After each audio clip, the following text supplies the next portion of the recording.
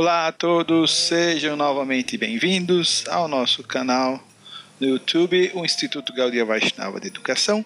Meu nome é Mahakrishnanam Das e o objetivo desse canal é o de fazer comparações entre o conhecimento ocidental e oriental. Especialmente nós estamos trabalhando numa saga de videoaulas chamada Para Além do Ensaio sobre o Entendimento Humano. Vem comigo.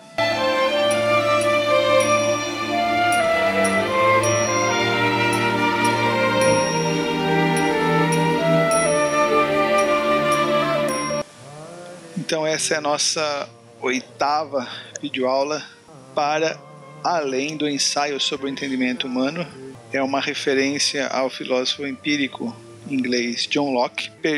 A questão que move essa videoaula é como eu posso conhecer. O que dá credibilidade ao conhecimento válido. Então a gente tentou verificar isso através da história, da tradição ocidental da filosofia, na história da epistemologia, e agora a gente está começando a trilhar os passos da teoria do conhecimento, como eu posso conhecer, o que valida um conhecimento através da visão dos Vedas, especialmente da tradição Gaudiya Vaishnava, ok? Vem comigo.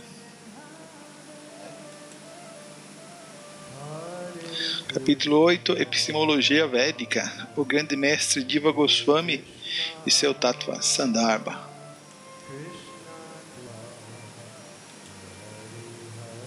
Então aqui é um dos primeiros versos do Tattva Sandarbha do Jiva Goswami.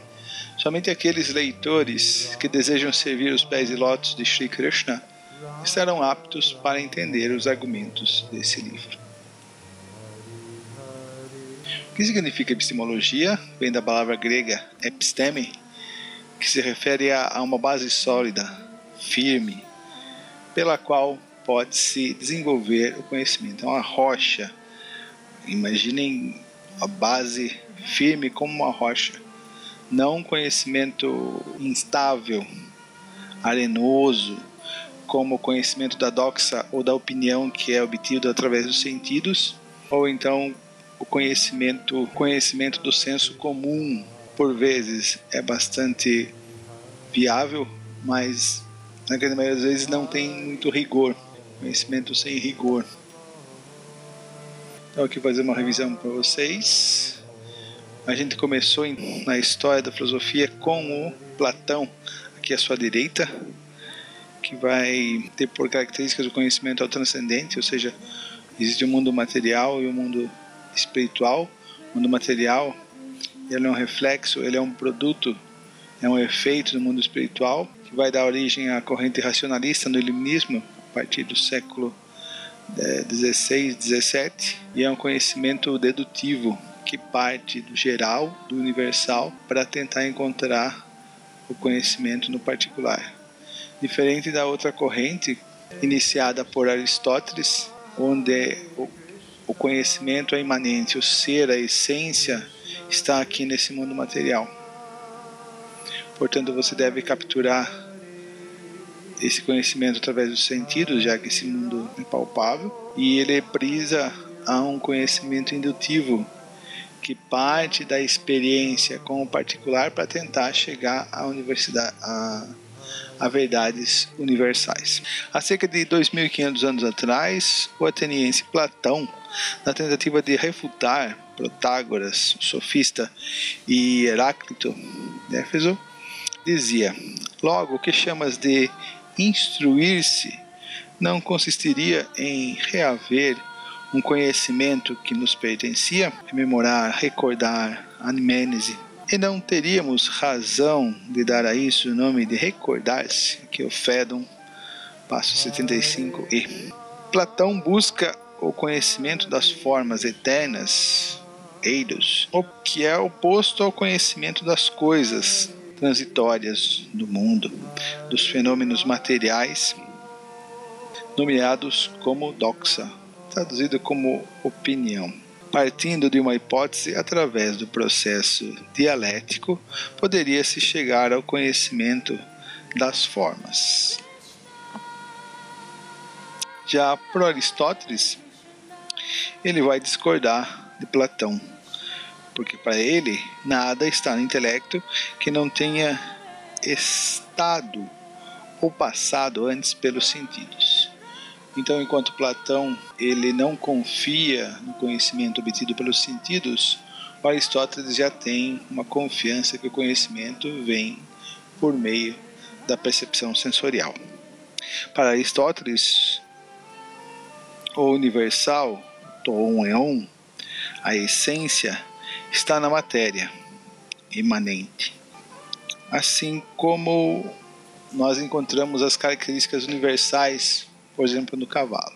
O que faz qual é a essência do cavalo? O que torna as essências do cavalo universal? Que o cavalo ele é um quadrúpede, que ele é um mamífero, que ele é um herbívoro. Então essas características são essenciais ou são universais no cavalo. Todo cavalo vai ter essas características tendo um acidente ou outro, tendo uma variação ou outra, mas isso é o conhecimento universal. Isso é a residência dos universais para o Aristóteles. Então saltamos agora para o iluminismo, final da Idade Média, pelo século XVII, França. René Descartes, com uma visão filosófica que se aproximava mais de Platão, parte da dúvida hiperbólica, uma dúvida total, dúvida de tudo, colocando todos os seus juízos, tudo o que ele sabia, em suspensão, chegando depois disso à certeza primeira de que o cogito, ou a consciência interna, ou espírito, como ele chama, então nós já temos uma mensuração da consciência no Platão, e isso vai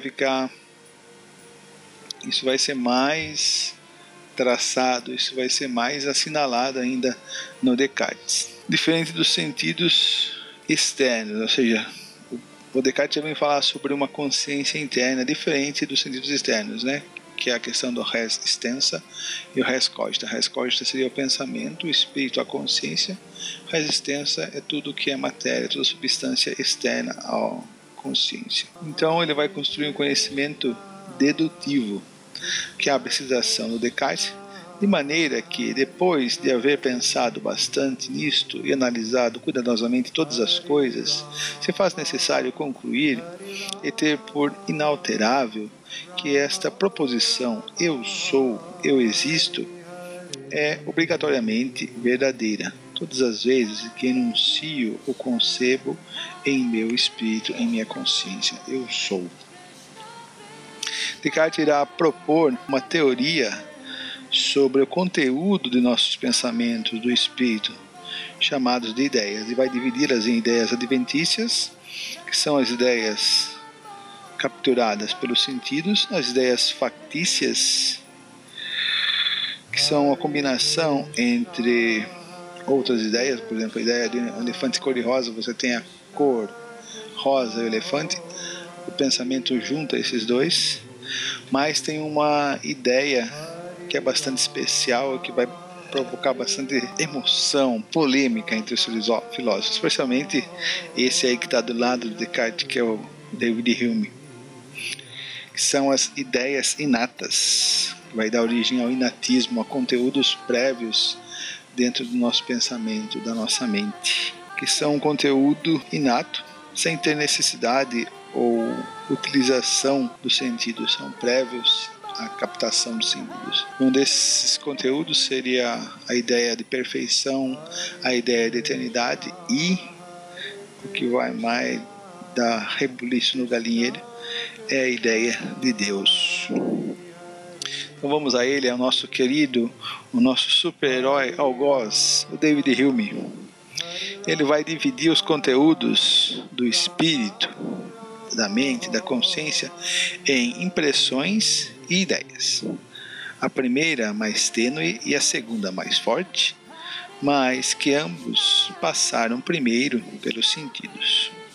Então o David Hume fala: para dar a uma criança a ideia da cor escarlate ou alaranjada, do doce ou do amargo, apresento-lhe os objetos, por outras palavras, transmitindo-lhe essas impressões, mas não chego ao absurdo de tentar produzir as impressões despertando as ideias. Ou seja, ele está aqui totalmente indo contra essa linha platônica cartesiana.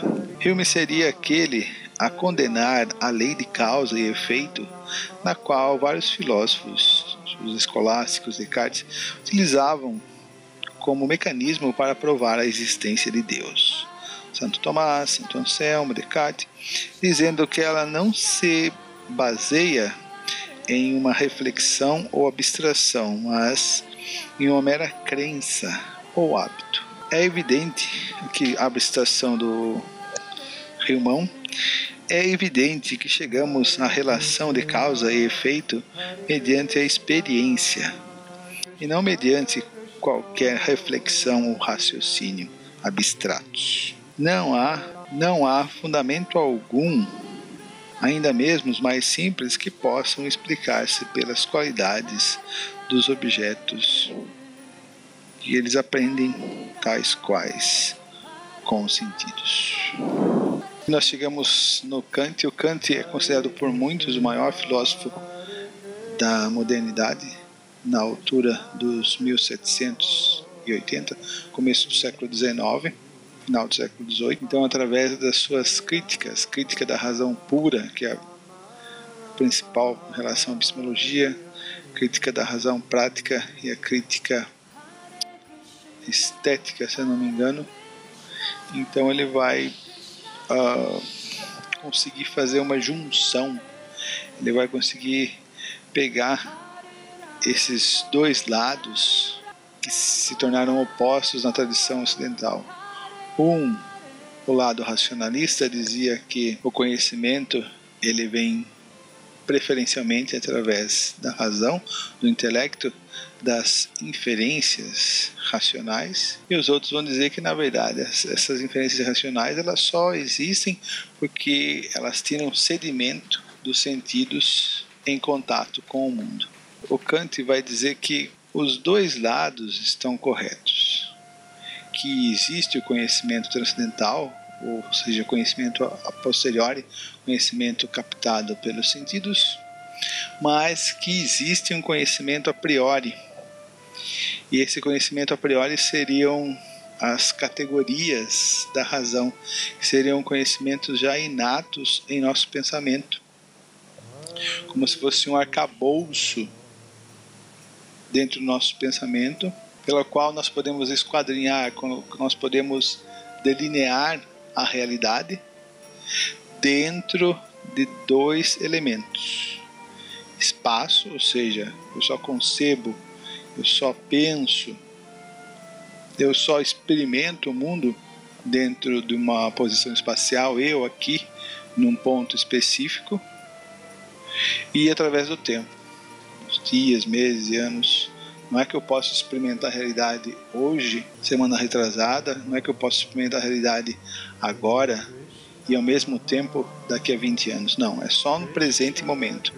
Isso é a condenação, é a restrição do tempo e o espaço. Então, através do espaço e tempo, as categorias que o intelecto vê o mundo, nós vemos esquadrinhadas através da qualidade, quantidade, modalidade, especialmente das relações. E especialmente o Kant vai trabalhar com aquilo que o David Hume colocou em aporia, né, que ele jogou um ceticismo, um agnosticismo terrível, radical, que é através da lei da causa e efeito. Será que a lei de causa e efeito ela provém de um hábito, de uma crença, através da experiência?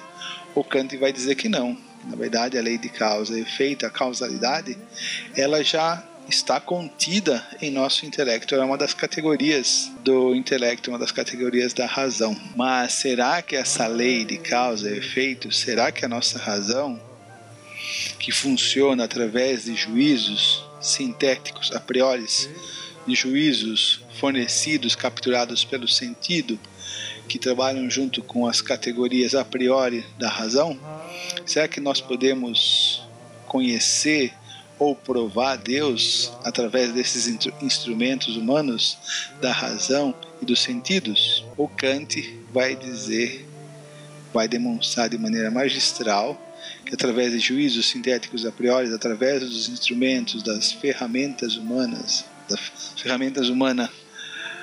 que são os sentidos e a razão, é impossível conhecer Deus. Ele vai demonstrar isso através das antinomias kantianas. Quem quiser saber mais, vá ver os vídeos anteriores, que ali vai estar esboçado de maneira detalhada. Então aqui a gente termina a nossa introdução. O Kant vai dizer que é impossível conhecer Deus através da ciência, através da filosofia ou através da metafísica. Depois, mais para frente, eu vou fazer mais atualizações, especialmente como está a questão da epistemologia hoje. Mas basicamente é isso. O homem ocidental desistiu, pelo menos nas academias, nas cátedras, desistiu de conhecer Deus pelo fato do Kant, já vindo desde David Hume, demonstrar que é impossível conhecer Deus através dos sentidos, da razão, dos instrumentos humanos, da ciência. Como será que isso se resolve? Como será que isso está nos textos védicos? Então vamos lá, então, epistemologia védica. O Vaishnavismo Gaudiya aceita o Srimad Bhagavatam, o Bhagavad Purana e a Bhagavad Gita como principais cânones, os livros sagrados principais, e Siddhanta, ou seja, a conclusão de toda a literatura védica, contendo todo o referencial teórico a fim de desvendar a filosofia e teologia Vaishnava. Entre os seguidores diretos de Chaitanya destacam-se os 6 Goswamis de Vrindavana, encabeçados por Srila Rupa e Sanatana Goswamis, responsáveis por, entre outras atividades, compilar toda a filosofia e liturgia da referida vertente. Destes, o sobrinho de Rupa Goswami, Srila Jiva Goswami, se destaca por uma obra conhecida como Shatsandarbha, que se tornaria o principal comentário elucidativo ao Bhagavad Purana e referencial filosófico e teológico da tradição. Sri Tattva Sandarbha, que é um desses 6 Sandarbhas. Chaitanya Mahaprabhu revelou que o Srimad Bhagavatam é o comentário natural e autorizado sobre os Vedanta Sutras, que é o maior livro de filosofia, o mais elevado dos Shrutis, que nem às vezes é considerado como Shruti, considerado como uma categoria à parte, né? Nyaya Shastra, né? Sri Jiva Goswami encontra suporte para isso nas escrituras. Sendo composto em sânscrito, o Srimad Bhagavatam é propenso à interpretação. Daí surgiu a necessidade de uma análise minuciosa que pudesse resolver as questões espinhosas da interpretação. Para este propósito e para sintetizar a mensagem de toda a gama da literatura védica, Jiva Goswami escreveu Shatsandarbha, ou simplesmente os 6 tratados filosóficos. Então, se aprofundando mais na questão da epistemologia védica, como que é o trato com o conhecimento nos Vedas? Qual é a estruturalização que se baseia, qual a sistematização que se baseia a teoria do conhecimento? Como eu posso conhecer nos Vedas? Então, para isso nós temos as chamadas Pramanas. Então, o grande místico e filósofo seguidor do Vaishnavismo Gaudiya de Chaitanya Mahaprabhu, Jiva Goswami, aponta para 10 meios possíveis para se evidenciar um conhecimento válido compatível com a realidade, Pramanas, que pode ser traduzido literalmente como medida, extensão, prova ou evidência. Então são elas: Arsha, a autoridade da declaração de um sábio ou semideus. Significa que essa autoridade pode cometer equívocos ou não. Upamana, comparação. Artapati, suposição. Bhava, ausência do objeto. Sambhava, inclusão. Atirriya, tradição humana. Chesda, gestos e símbolos. E as três principais que acabam englobando todas essas outras anteriores: Pratyaksha, que é a percepção direta, sentidos ou empiria; Anumana, que são as inferências; Shabda, que é outra evidência que vai ser o tema da nossa próxima videoaula, que é o conhecimento revelado. Um grande sistematizador das teorias do conhecimento foi Gautama Rishi, século II d.C., lá pelo ano 100, conhecido também como Nyaya, Vidya ou Tarka Shastra, Pramana Shastra. A ciência da lógica e do raciocínio. Trata-se de um sistema que analisa a natureza e a fonte do conhecimento válido e não válido, seus meios e fins, ou seja, um sistema onde se dá grande importância ao objeto do conhecimento e seu sujeito. Lembra-se da Revolução Copernicana do Immanuel Kant. As principais pranamanas. Pratyaksha Pramana é a percepção sensorial direta dos sentidos. Nós temos a expressão nos Puranas, né? Gyanendriyas, os sentidos de adquirir conhecimento. Então, através da visão eu posso ver os objetos, através da audição eu posso ouvir os objetos, através do paladar eu posso sentir o gosto, do tato, sentir sua espessura, etc. E aí nós podemos obter conhecimento do mundo através dos sentidos. Isso é Pratyaksha, percepção direta com o fenômeno, com o mundo. Depois de Pratyaksha, nós temos Anumana, que é o processo de inferência, dedução, indução, lógica, matemática. A maior parte da experiência das mentes finitas é muito mais mediata e inferencial, não imediata e perceptível. Assim, o termo Anumana quer dizer conhecimento póstero ou a cognição ou conhecimento que segue outro conhecimento. Ou seja, através dos sentidos, Pratyaksha, nós colhemos os sedimentos no mundo e após os sentidos colherem os sedimentos no mundo, os objetos, então a mente, mana, ela processa, efetiva esse conhecimento, e isso é chamado Anumana. Então, na verdade, isso demonstra que os empiristas, especialmente o David Hume, ele tem muita razão. Muito da nossa aprendizagem, muito do nosso conhecimento, ele parte dos sentidos com os objetos sentidos. Mesmo o conhecimento de Anumana, ele é dependente do conhecimento de Pratyaksha. Então, um exemplo clássico em Nyaya é o exemplo da montanha. Quando alguém vê fumaça em uma montanha distante e se lembra de sua experiência de concomitância universal entre a fumaça e o fogo, conclui que deve haver fogo na montanha. Esta é uma inferência que consiste em anunciar a qualidade de um sujeito baseando-se em um sinal já conhecido. Exatamente o que o David Hume está falando. Que acompanha a qualidade inferida. O que se infere no exemplo, o fogo, se chama sadhya. O que tem que ser provado, prabandham, o sinal que permite fazer a inferência, se chama hetu. A razão, probans, denominada também linga ou sadhana. Neste exemplo, a fumaça. O sujeito em que se infere a qualidade é o paksha, a montanha no exemplo. Os três termos correspondem aos termos maior, médio e menor do silogismo aristotélico.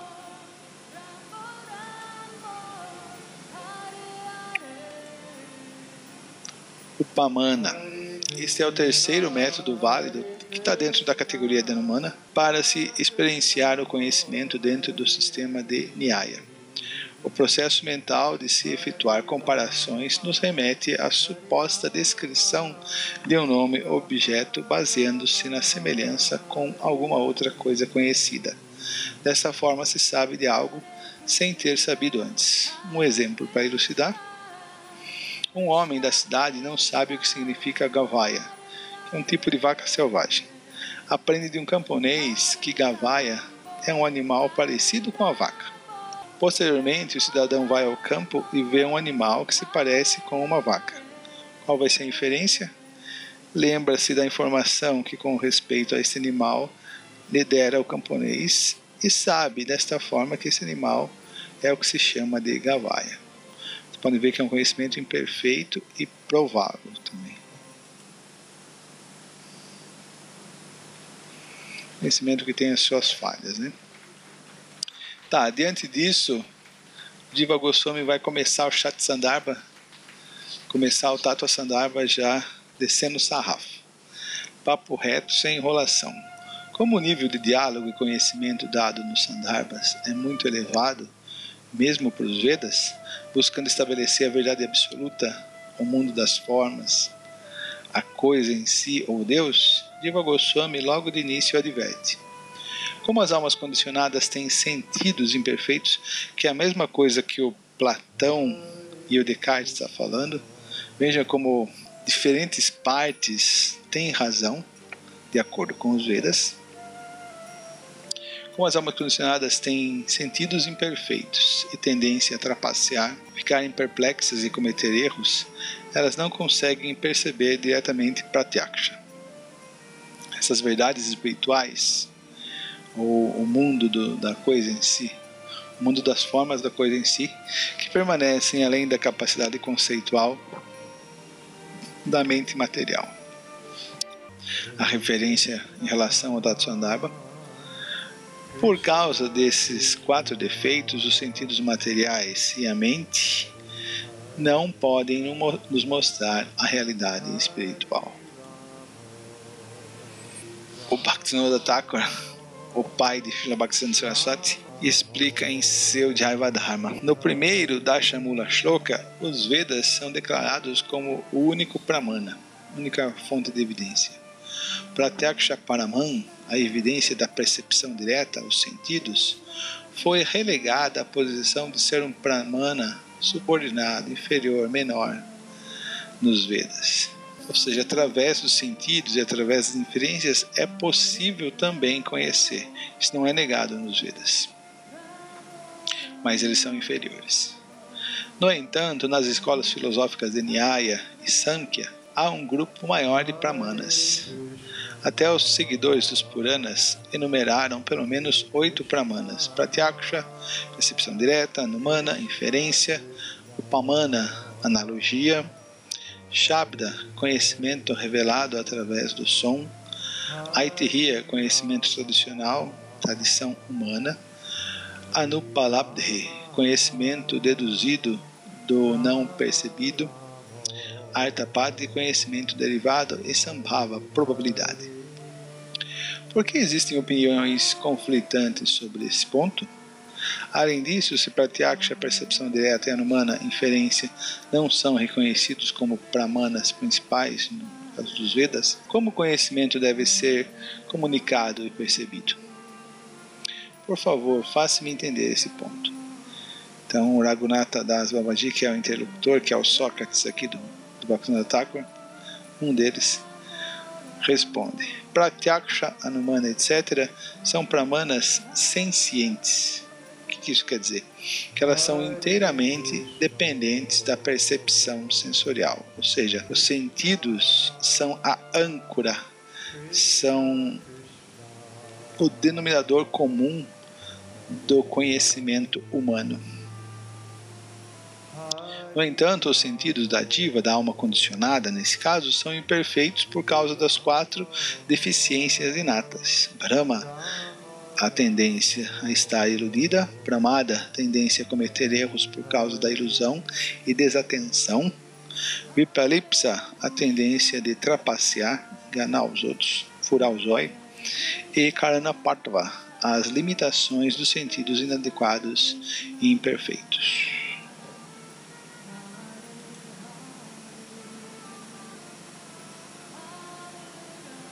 Será então que é só a matéria que podemos conhecer?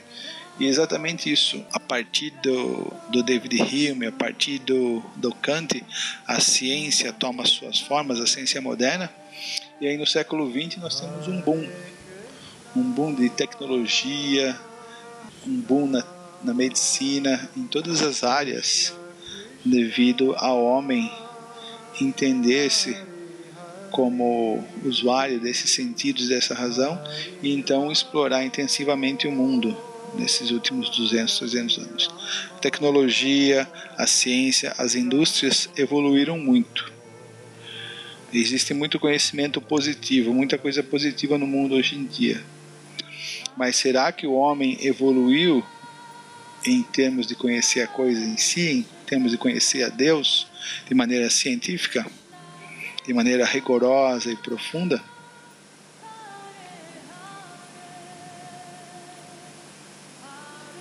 O homem conheceu a matéria, mas qual é a causa, qual é a fonte da matéria?